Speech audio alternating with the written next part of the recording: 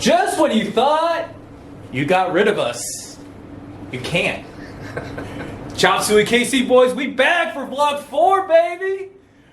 And guess what we're going to talk about?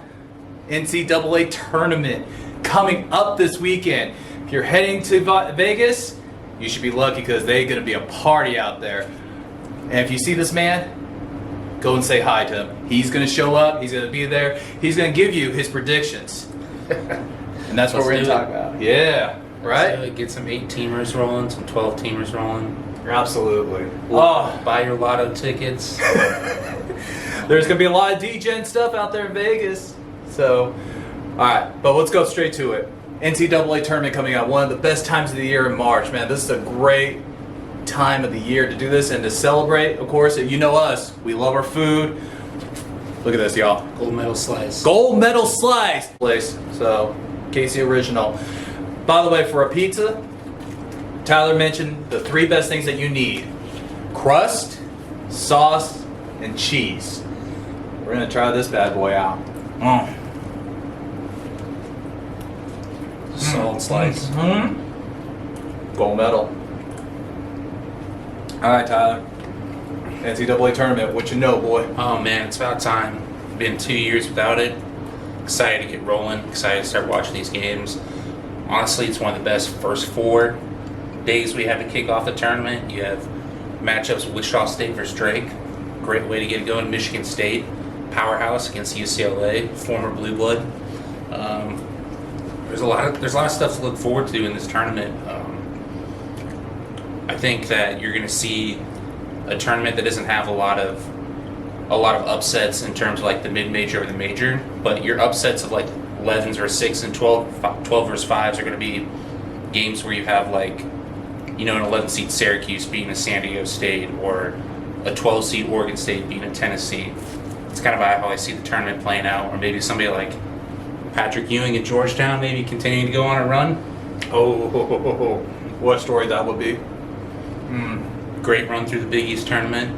Just absolutely slaughtered Creighton. So, all right. So we're going bracket by bracket here in this situation. What do you think about the East? So, off the bat. Out East, we have Michigan as the one, correct? I see Michigan having a lot of trouble in the second round against LSU or St. Bonaventure. I actually really like the LSU team. The LSU team's pretty loaded. I mean, they got 3 pros on that team. Super talented. The SEC was kind of underrated. I actually have Alabama going to the Final Four, which Alabama is in the number 2 seed. They're number 2 in the East. In the East. Yep, they are. So Alabama, of watching championship week last week throughout the conference tournaments, Alabama was probably the best team that I saw. Herb Jones is a do-it-all type of guy, and they can score. They can play ugly games too. So they can win a bunch of different ways, and that's what you need to make a run in March. And then Illinois. Illinois out in the Midwest. Yeah. So those are the 2 teams I really like to kind of make it to the championship game, mostly because that's a matchup that I just want to see. But, I mean, as a fan, I'm obviously rooting for history because 76 Indiana's right? Yep. 76 Indiana? Yep. It's got to come to an end at some point. Yep. And, I mean, how could you root against Mark Few and Gonzaga? I mean, it's about time that we have an undefeated champion again, but they didn't get any favors, you know, than a 1 overall seed in that region. They're already looking at a tough battle in the second round against Oklahoma and Missouri. And then obviously that Kansas, Iowa, Creighton, Oregon. Oregon is a 7 seed. That's another one of those Pac-12 teams that, you know, they play on the West Coast. They play late at night. Not a lot of people know much about them. So it's going to be a fun tournament, man. And then you got the South still with Baylor, Ohio State, North Carolina against Wisconsin in that first round. There's a lot. Oh, North Carolina versus Wisconsin. That has a chance to be one of the most lopsided 8-9 games I think we've seen in a long time. Really? There's such a talent discrepancy between North Carolina and Wisconsin. I think the only thing you have to worry about is North Carolina's youth, obviously, but I think if that game turns into a track meet, I think Wisconsin is in trouble at halftime. Okay. I like North Carolina to possibly make a run. I think see it. In a year without the Blue Bloods, I mean, they're still You still have the Blue Bloods that have a chance to make a run this tournament. Kansas, the bracket isn't set terribly for them. I mean, obviously it's a matter if they're going to have guys healthy for COVID protocol or whatever. Losing Jalen Wilson for the first game is huge, but you're getting McCormick and Inaruna back. David McCormick is got a chance to like have his moment and kind of evolve throughout the year, but tough matchup looking for them in the second round potentially against USC, but also a potential Kansas-Wichita State matchup in the second round. That's right what the committee was looking for. It's a TV show at its finest. Yep. So who would you say is your favorite underdog team? And when I say underdog, I gotta say below 9. So because it's obviously the first 8 and the last 8. So below 9, who would you say that could have that Portland State run, Norfolk State upset? Cleveland State. They got a great draw against Houston in the first round. I don't know that much about Houston, to be honest with you, but the few times I have watched them, Kelvin Sampson, obviously, pretty good career. Has a history with the NCAA tournament, so, I mean, But Cleveland State is actually, really talented. This kid named, this is a great March name. Classic March name that you can get behind for a Cinderella. Trey Gomillion. Trey Gomillion, solid guy in the backcourt. Nice. So I like Cleveland State. They're a team that can make shots. I mean, that's the biggest thing for a mid-major program. Can you make enough shots? Because obviously there's going to be a talent discrepancy when you start matching up against some of these bigger programs. Okay. Which coach do you think out of the major schools, the top 5 power schools, needs this championship? Well, that's a good question. I don't think there's anybody like a powerhouse coach that really needs it that bad. Mark Few needs a championship, obviously, but nobody's going to take away what he's done at that program in Gonzaga, at that conference. No, it's true. I think there's a lot of pressure on them because we need an undefeated champion. Okay. But it's going to be a battle in that region, like I said. I guess Mark Few would be at the top of that list. But I think maybe Jim Boeheim maybe needs another Final Four run. Yeah. So, man, this is a great time of year. This is to be excited in the fact that we finally get to see the NCAA tournament run, which we unfortunately had a unsung national champions in the KU Jayhawks because they were the best team. Let's just face it, they were. Okay, I'm a little biased, guys. Okay, obviously. We're not hanging any banners, though. Okay, we're not going to hang the banners. We're not going to say anything. It's just we'll let it play. But I will say, if that 2020 team was here now, in this current situation with where they're at, even as a number 3 seed, I think they actually would do really well overall.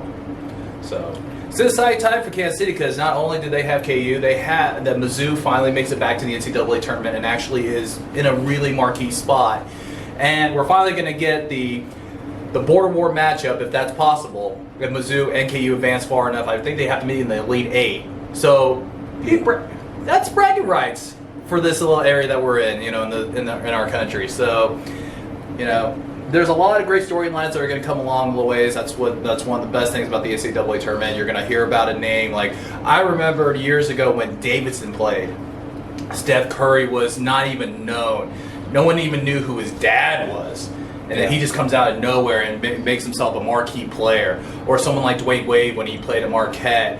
That's the thing about this is just, if you're an NBA fan, if you're just a straight up basketball fan, the drama, the storylines, everything about the NCAA tournament just gives you all the feels. Well, the great part about it is college basketball isn't one of those sports that people follow wire to wire, but everybody watches in March. So you have a lot of great players that have been at really good programs that still aren't recognized. Like I said before, like Herb Jones at Alabama, kind of like a do-it-all type of guy. The Watford kid at LSU, the Thomas kid at LSU. So there's definitely a lot of names out there that people haven't seen or watched this year. They're gonna make a name the next couple weeks. Yep. All right, prediction. So your Final Four prediction. Final Four, I like Gonzaga, Alabama, Illinois, Ohio State. Those are the 4 teams I like in the Final Four. And necessarily that's what I think is going to happen, or as much as that's what I want to see happen. Okay. Like, as a fan, those are the two games I want to watch. Right. And I think Alabama-Illinois would give us the best, most entertaining championship. After going 2 years without a title game, Yep. if I'm working CBS, Turner, and I'm trying to put a production together, Yep. that's the lineup I want to see on Saturday night for a Final Four. And for myself, I'm just gonna throw up the teams because I didn't do a lot of research on this because this was Tyler's gig, and I'm happy to do it. But I'm obviously gonna root for the Jayhawks just because I'm a homer that way. So I'm gonna go for the Jayhawks in this one. You know what? I love this team because they won me a lot of money in the past. I'm gonna go with St. Bonaventure just because. Just because. Not to say they are actually gonna do it. I'm just gonna throw it out there just because. And we had a quick discussion about this before we started this, but Villanova, in my opinion, I know that, and Tyler mentioned it, it's true that Jay Wright has had a lot of first round, second round bounce outs, but always dangerous in the tournament. So I'm just going to go with, in the last couple of years especially, so I'm going to go ahead and go with Villanova out of the South and the Midwest. You know what? I'm kind of a superstition person, but you know, the sister, what's her name from Chicago, Loyola, is back, 101 years old. I'm rooting for her. I'm rooting for Chicago Loyola again. So that is going to be an interesting. That would be just an up and down matchup. So you know, just everything that you get. But that's exactly what we want, though. We want the drama. We want the flair. We just want everything. We just want all the feels to happen. So I think Loyal and Sister Helen. I can't remember. Sister Teresa, Sister Helen. Sister. She's a sister. We know that. She's a sister. She's done. It is. I think she's going to have a hard time getting past that face shield of Josh Pastner. You never know. That's what I'm saying. So, Georgia Tech looked pretty good in that ACC. Florida State was awful. They turned the ball over a ton, but Georgia Tech earned it. There you go. Well, kind of. They walked in from a COVID bye from Virginia not playing the semis, but that's going to happen, and hopefully we don't see a lot of that happen. By the way, that really ticked me off because you saw Texas get that rest against a team like Oklahoma State win their conference tournament. Georgia Tech turned around and did the same thing. That really ticked me off because I mean you want to see one on the court. You don't want to have teams get free passes. I know we have the teams on standby and whatever, but I just hope that we can get everybody there, get them isolated off, everybody stay healthy, and we can just get through this and have one of our best tournaments we ever had because, you know, we've been waiting for it for 2 years. So why not? Let's definitely get a good tournament. All right, so. Yeah, national champion? I'm not going to root against the KU, so I'm going to go KU. I love that. I've done that every year of my life. This is the first year that I'm really trying to monetize this tournament. Okay. So I'm taking Bama. You got Bama at plus 2,200. Wow. Okay. Plus 2,200, and I just think that's tremendous value on that team. Okay, there you go. So there you go, guys. You got a little bit of both. So you got the homer side, you got the realistic side, you got a realistic side, DGen side that you can go with. Hey, it's up to you. And the great thing is, no matter what, we're all going to have a lot of fun with it. So it's going to be a great tournament, and hopefully it turns out to be a great tournament. So that's all we can go for. So we're going to do this real quick, though, to kind of finish this all up, is the fact that also it's been real interesting, the NFL free agency at this point right now.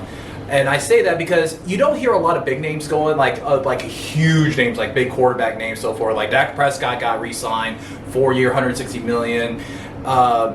So quarterbacks are staying one place or another, but a lot of teams are flip-flopping. There's still some rumors going around. So the great thing is that free agency period hit in the NFL. Definitely go check out all the links and see going up. Yeah. That's a video that I'm looking forward to, is the NFL draft, because that's my thing. I love being a draft nerd in the NFL, and I'm looking forward to seeing what that turns out to be. And the great thing about free agency period is literally the fact that you can kind of see where everyone's going. Big key on that one. Look at currently where NFL wide receivers that are free agents right now are standing. We're talking Kenny, Galladay. Chris Godwin was just re-signed by Tampa Bay because they're trying to go for two, you know, and running it back with them for the Super Bowl. So, but outside of him, a lot of big name receivers are still out there. So, and this is a deep draft coming up for receivers. Running back is another position. So quarterback is going to be interesting. Quarterback is going to be interesting because of all the positions, because of all the people that are in need. So we'll see what happens, but we'll update you on that on a future vlog.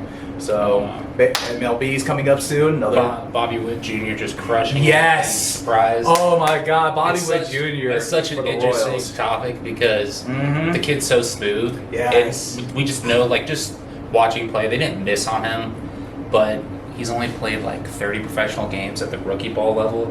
So it's like all these people talking about, does he make the opening roster? I mean, let's just wait. Let's just wait. It is spring push training. it back a little bit here. But if he continues at the pace he is, though, we will see him at the major league level sooner rather than later. Oh, very though. soon. I mean, Very yeah. soon. If not this season, definitely next season. The- As long as he continues on this trajectory. So what he's doing in spring training right now against the pitching he's facing, he's down there in surprise, and it's not like he's mashing off a bunch of low A ball guys. He's facing an average of AA, AAA pitcher, so he's facing really good competition, and he's just crushing. mm-hmm. And if you go back to last year when they didn't have any minor league season and he was at the alternate site, he was continuously smashing the Royals' best pitching prospects of Daniel Lynch and Jackson Coar.